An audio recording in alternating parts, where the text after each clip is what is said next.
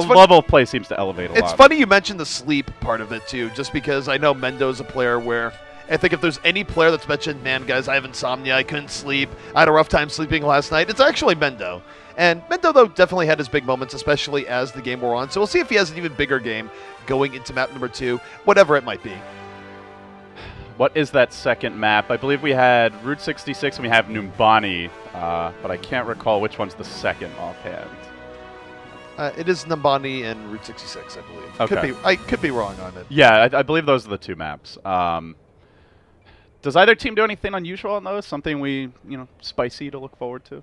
I don't think there's going to be anything too spicy there, aside from the idea on Route 66 where we could be seeing the Bastion come out from C9. They do like doing it on that map, and it goes all the way back to when Route 66 first came into the game. That was sort of the origin of the Protect the President composition, as it were, because back in the day there was no hero limit, so C9 would run 2 Reinhardts, like Secret Service agents, protecting Bastion in the middle. It was actually really, really entertaining for the time. And that was with the Mercy, when Mercy was really strong a lot as well. So you damage boost him. You almost always have the res up, right? So then Bastion's immobility is less of a factor if you get that off. Yeah, just a lot of ways of keeping Bastion in the fight, whether it be reses, shields, and all the rest. Nowadays, when you run a Bastion comp, you run it with a Zarya, you run it with a Reinhardt and a Mercy. It's not quite as well protected as when you could have 2 Reinhardts flanking him on both sides, but it can still be pretty effective, and C9 likes bringing it out from time to time. All right, we're headed to Numbani.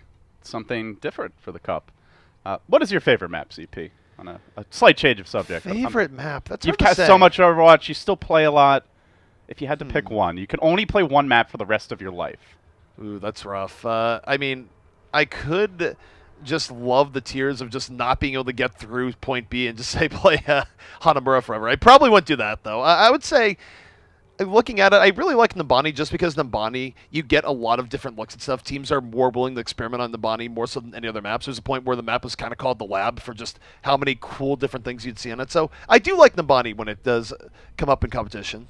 Yeah, I miss Soldier 76. I'm not gonna lie. that high ground area on like the back of the first point is just like such a good shooting gallery. And it seems like it's really difficult to contest anyone up there, whether it's a McCree, whether it's a Soldier. I guess we've seen more of the dive comps to try and deal with that, but that's the dream spot for that character in my eyes. 76 definitely should be on the way back, as you take a look at PTR right now where he did get a significant damage buff. So when that patch eventually becomes live, I think we will be seeing a valiant return of the one and only 76. What is the exact buff in PTR? The big thing is that his damage is going from 17 per bullet to 20 per bullet. Okay, so he still has the spread as the longer you hold down the trigger. I might be wrong, but I think the spread actually gets a little bit more severe, but the damage buff is so significant that he really tears through tanks in a way that he wasn't before. And especially if you have your ultimate online, where that is no longer a factor. The other thing, too, is that poke damage is just a little bit better as well, just because ultimates are charging not quite as fast, so you don't entirely have the dynamic where a Soldier lights someone up and then they immediately have an ult. It's still a thing, but it's a little bit less punishing to the Soldier player. All right, Numbani getting underway. Home of Lucio. We'll be looking at the Atria first. This is, of course, the initial control point you need to capture as offense. Personally, what I love about this map is the ability to just completely sell out. I mean, we're selling out for some great hot sauce, but don't forget what about the legendary organic oil? That really actually sounds really gross. That's like motor oil, right? Yeah, but look at him. He's so refined and dignified. He's clearly a classy robot. Okay, it can pass for whiskey until you drink it. That's all I'm saying. It's Omnic whiskey, man. It's really good Omnic whiskey. It's the good stuff, that's for sure. So as far as our defense here goes, we are going to be seeing a Sinatra. God, I keep on wanting to say Symmetra. Roadhog. Have you seen him play the Roadhog much? Should we expect some really big plays? We had some huge hooks yesterday. So I haven't seen too much of Sinatra, period. Obviously, we saw a little bit of Selfless in the monthly Melee earlier in the week, but other than that, he's a little bit of an unknown to me. He's a newer pickup for Selfless, newer to the comp scene in general, so it's not really clear just how deep his hero pool is, but if you go from how well he was playing the Mei, how well he was playing the Genji, I wouldn't necessarily doubt him to have a pretty good Roadhog as well. Kai for now, gearing up on the Diva. It looks like they are going to be running it, actually. So, ZP, talk to me about the D.Va. They're also running a Mendo Tracer here. There was a point on this map that you'd always see D.Va played just to go in and attack the high ground, and C9 still liking to run the D.Va here. They've gotten away from it in recent times, but Kai bring it back. Kai actually fan favorite of D.Va. We'll see if he can get through here, but Adam going down early the Sinatra. So if you're wondering about Sinatra's Roadhog, wonder no longer. Sinatra getting the job done so far, and now they're quite spread out with 4 heroes flanking around from behind, but still a few, or one respawning. They're going to try to clear this high ground out as we see Mendo's Tracer scattering around on the, still up on the balcony. Hasn't been picked off yet, now down underground, but Keller finding another pick while this is happening, and nobody actually contesting the point, ZP. C9 just got picked apart there. Anytime you lose your Lucio that early on, it's really rough to actually have everyone go around and have it work out. Now, Mendo is still infiltrating the backline here, waiting for the rest of C9 to get back in. But you take a look at how the defense is positioning, they're not necessarily making it easy here for Mendo. We'll see how he deals with it, but dealing with both Roadhog and McCree, that can be rough as a Tracer. Mendo does almost have a pulse bomb, but that's pretty much it. He's going to backtrack and try to run the other way, gets the pulse bomb off. It's a good one, the double for Mendo. That opens things right up. If Mendo was sleepy, he's definitely woken up, goes in, gets 3 kills, and opens things up here for C9. Everyone was going to kill Mendo there. Mendo just shifts his way out and drops a pulse bomb for good measure. What a party gift. That was just a sick individual play there. Didn't have any backup down in the lower halls and baits them in, gets the kills, and that was kind of looking bad, ZP. Like, they were spread out, they weren't taking the point as a group, but completely breaks it open. And he's going to swap immediately, even though the Tracer worked out really well in the first point. Into Genji he goes.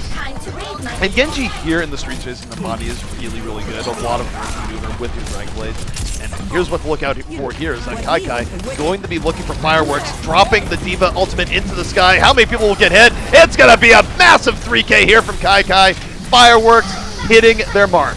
Somebody say kaboom. Really, all of that set up by Ribe, though, on the Reinhardt with an excellent Earth Shatter to get things going. The hammer drops, and success for him. Now he's going to push to control the high ground once more, getting that elevated advantage and sweeping around. So, do they contest at the second checkpoint, or are they just going to have to go straight for the third? They do have time to contest second, but it is risky here, because if they get wiped out, C9 is going to be building up the rest of their ultimates that they don't have right now, and very well could carry the momentum all the way to last. So this is a very critical fight for Selfless coming up. Surefour playing extremely defensively. Deadeye already activated by Keller. He doesn't get a single kill, and now he's still going to continue to move in, trying to bring down Ribe. For now, unable to do so, moves through the halls, pokes back out, and still Surefour very patiently waiting. He wants to bring down that enemy McCree. Flashbang war, though, is won by Keller. Surefour just piling on right now. He's trying to. Keller able to take him out immediately. Keller looking to keep this going for the defense. Defensive sound barrier is out, and Keller going in is taking out both of C9's DPS right now. Even gets the flashbang off on Ribe as he drops the Earth Shatter, but will it be enough? It's not clear at this point as Ribe continues to get to work, and he finds 2-3 kills. That will break it wide open. You know, Keller won the duel with Surefour. He gets another kill. He even manages to flashbang Ribe mid-Earth Shatter, but then the follow-up came from Cloud9. And the key for C9 is that they've won that off their tank play. Keller was able to take out both Surefour and Mendo, two of the big guns of C9, but when you have the tank play there that can hold it strong, players like Rib, you don't always need that contribution, but here we go, defensive Dragon Blade on the way. Oh, great flashbang there to try and lock down, isolate this Genji. He misses on the Swift Strike, has yet to get a kill. Sinatra still isolated, in trouble. He stays alive longer and longer. Surefour going to finally bring him down, but that Genji just didn't get the backup he needed. Not in the least. And now for C9, they're going to have the 65 advantage for a little bit. Mendo with a Dragon Blade of his own, going to the backline, going in for Keller. Won't be enough. Keller tries to juke him out. Will not juke him out. Mendo goes to the back, perhaps bites up more Chu, but Rib is right there with the follow-up. It's going to be up to Emong to hold this thing. For now, decent energy at 93, and he's going to let the Graviton surge out. He catches a lot, but the backup isn't quite there. It's up to Sinatra, who has now swapped over to the Tracer to keep this in check. They will, for the time being, prevent Cloud9 from pushing the card in, losing a couple, but Cloud9 are going to be right back here, and still looking for that pulse bomb. Doesn't quite have it yet for Sinatra. Emong. Sinatra just looking to build it right now off of Rib. Rib doing a good job of keeping him out. And speaking of Rib, he goes in deep. Reinhardt on Reinhardt action in the back line, has to back out, is a little bit overextended. And Keller right now, with the numbers advantage, going to be trying to get a few extra kills. There's the Fire Strike. Will he have to charge out? Has now an Earth Shatter, lets it go, but immediately gets just blown up by Emong, who still holds on to the Graviton Surge here. And he is now really popping off. They're holding this quite well. And this is where teams can get stuck on Numbani time and time again. This last phase, very hard to get through. Respawn's coming quickly. The run back from the offense is long. And going to the next fight here, C9 might have to go for a little bit of a junk rush. They do have Nano Boost Deadeye, which Surefour admittedly has used really well on this point before. But if they could just bait out the Graviton, a few other ultimates, then come in with a 4 or 5 ultimate throw, it might be better. Deadeye available, but trying to deal with this angry Winston that's on him. Kai. Oh no, it's Surefour coming in from behind while he was holding on to his Deadeye. Surefour gets his vengeance, and he will completely cave in the defense now. Michael 3D takes an ill-timed snooze. They're going to have to scramble even to get back on that card. C9 took the risk with the Nano Boost Deadeye, but Surefour absolutely paid off, and oh no! The defense not able to get to the payload in time despite Keller's takedown of Surefour. And C9 going to finish out here on Numbani. Selfless with a decent defense for quite a bit of time there. Still though, we're going to have to see what they do on their attack in just a moment. So I've just learned it's Rib, not Ribe. So guys, this is a learning experience for me. So thank you for your patience and bearing with me. I mean, the part where you messed up on names when you called Kai, his name is Kyle. You called him KY, and here's what you have to know about casting Overwatch is that Kai never forgives. He never forgets. He will... okay, we're going to delete the VOD. I'm sure he hasn't listened to it. Yeah, we could just delete the VOD, and then he will never know, because let me tell you, Hex ran afoul of him a few weeks back, and I don't know if it's ever going to go away. It's just Kyle things. All right, well, Rib it is then. Rib it is. So, justice will be done. Any switch-ups here? We are going to see a Diva from Michael 3D, actually. And I like for now. This is where teams got away from running Diva on Numbani early on, but to see Diva coming back in, it's exciting, just because Diva doesn't get played quite as much. I know she may be getting some buffs on PTR for Live, which will definitely boost her pick rate a bit more. But this is where Numbani is cool, because you do see teams come out with more optics than any other map. As actually a map where we saw Torbjorn come out pretty much more so than any other map by a factor of 10 for a time. Do you think Torb is still legitimate? I mean, we've seen that Symmetra Torb strat, but that was specifically on Eichenwald. So Torbjorn, it's interesting.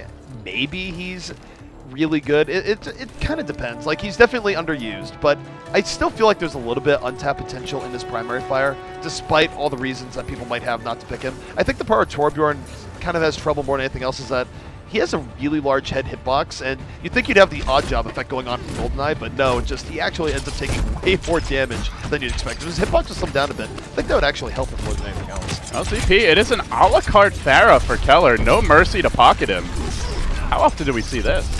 Not super often, and this is going to put a lot of pressure on Robwiz here to be just hitting him with Ana darts over and over again, which can be effective, but Pharah, Genji, no mercy. We'll see if it works out. Surefour, though, and Genji gets to the back line, takes down Dak and Keller. So Surefour not messing around and going to be very close down the Dragon Ball. Well, meanwhile, the triple dive comp dragging their feet up on the high ground, but in doing so, the team does get spread out a little bit. They look to bring down Rib, but Mendo quickly dealing with Sinatra and the Genji, and that is going to be a hold and a reset for now. Interesting to see Surefour on the Genji and Mendo on the McCree as opposed to the opposite, where a lot of times you would see Surefour on McCree, Mendo on the Genji. That's one thing that actually mystifies me a little bit about C9 is that I know Surefour and Mendo are both versatile, but you'd think there'd be some consistency when they're both playing a set of heroes, but there really isn't. However, Surefour again have that Dragon Blade up here for the next fight. Could cause a lot of problems here for Selfless. Sinatra a bit farther away from his zone. Surefour, for now, doesn't quite have it, but he's very close as he switch strikes onto the point. Look for the Deadeye. Mendo gonna find Sinatra. And with that, they may have to reset again. He gets into the backlines here. His own Winston actually ends up getting the nano boost. Not sure if that was intended, but seems to be working out okay so far as Kai just rampages through. And we'll clean them up. Kaikai's going to tell you something. And actually putting the nano boost on Winston is not bad at all, especially when he can just have a party in a small corridor like that. And one thing that's really worth noting here is that Mendo is really holding a little bit further back and going out of his way to isolate Sinatra. Sinatra is his main target here, and that's going to have to be the case again here, as a nano Dragon Blade should be on the way here from the offense. So Mendo going to need to do his best to really contain Sinatra. And the one thing about this too is that Rib doesn't quite have the Earth Shatter up yet, but if he did, he's almost certainly going to save it for this nano boost. Here's the nano boost, and he immediately goes right on Mendo. So much for shutting me down, he says. Gets into the back lines, bringing a lot low, unable to finish them off though as the beat gets dropped, and still we see Michael 3D now initiating self-destruct sequence. He will find Shirt4. Sinatra able to clean up Adam, and this starts to look like they can grab the point. It's going to be up to Rib to hold as long as possible. Kaikai doing what he can, but it looks like the D.Va just with all that armor easily dealing with the Winston's cannon, and he still holds for now, being healed up, but eventually will fall. Now a Deadeye coming out. Can D.Va absorb that one? Sinatra finds 3, and that should be that for the first point, though they still try desperately to hold on to this. That was absolutely the Sinatra show. C9 still flooding onto a point that ran a little bit of extra time. Don't know if it was the smartest idea, because now they're going to have to hold further back on point number 2. And unfortunately, that's the thing, is that when you have to deal with a nano boost, isolated him and took him out. Oh, they have another Dragon Blade already online. He feels like he just used it a couple of seconds ago. We will see Keller in danger here, quite far out, and will be finished off. Shirt4 chasing him down and completing the kill with a swift strike. So he will have to back, and they're going to have to reset here a little bit. They will indeed have to reset, and we'll see if Keller stays here on the Tracer. Double flanker for Nambani. There's a point where it's completely standard. Teams love running very aggressive here, getting through Street's phase as quick as possible. Nanoblade, Dragon Blade on the way once more. Sinatra going to the backline, but his team getting taken out behind him, so not going to have quite as much effect as Mendo.